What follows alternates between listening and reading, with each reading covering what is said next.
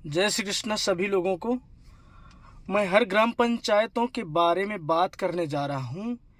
मेरी गांव के सभी बड़े बुजुर्गों से और नौजवान साथियों से एक विनती है कि ग्राम पंचायतों पर किसी प्रकार का झगड़ा हो, चाहे खेत का हो, घर का हो, या किसी के खेत में बैल भैंस इत्यादि ऐसे जो भी झगड़े मसले हैं, यदि होते हैं, उनको आपस में बैठकर ग्राम प्रधान को बुलाकर आपस में सुलझाने का प्रयत्न करें, ना कि उनको थाने तक लेके जाएं। उसमें दोनों पक्ष का पैसा बर्बाद होता है। और परदेश में पैसा कमा रहे बालक से कभी अपने पूछिए ना बैठाकर, कभी आकर यहाँ परदेश में देखिए कि वो किस परिस्थिति से पैसा कमा रहा है। उसको सुबह खाने का ठिकाना नहीं, शाम को सोने का ठिकाना नहीं, और उसकी इतनी कड़ी मेहनत का पैसा आप लोग थाने पर जाके देते हैं, झगड़ों में उड़ा रहे हैं।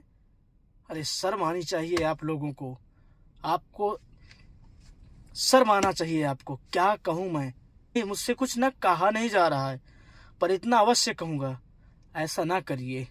कभी उस बालक की, कभी उस बेटे की कमाई पर देखिए कि वो कितना संघर्ष कर रहा है वो 20,000 कमाने में, और आप ऐसे झगड़ों में पैसे उड़ा रहे हैं। क्या कहें आपको, बताइए।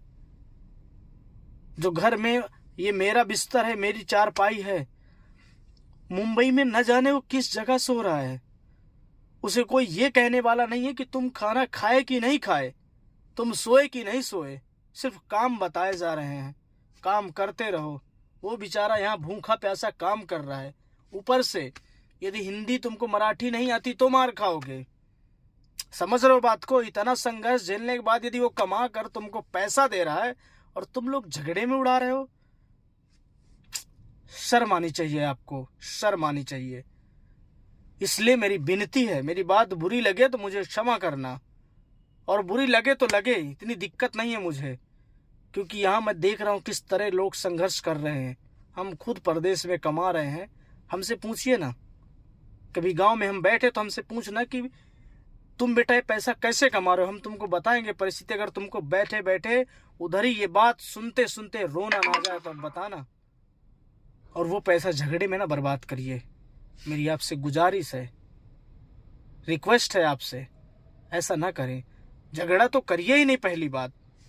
यदि मान लीजिए किसी मानसिकता के कारण या किसी कारण बस हो गया, तो ग्राम प्रधान को बुलाकर, गांव के 2 4 5 सम्मानित व्यक्तियों को बुलाकर आराम से आपस में बैठ के डील करिए ना कि भैया ऐसा ऐसा करके झगड़ा खत्म कर लीजिए।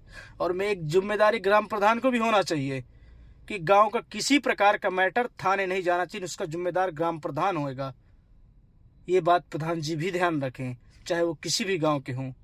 जय श्री कृष्ण, राधे राधे।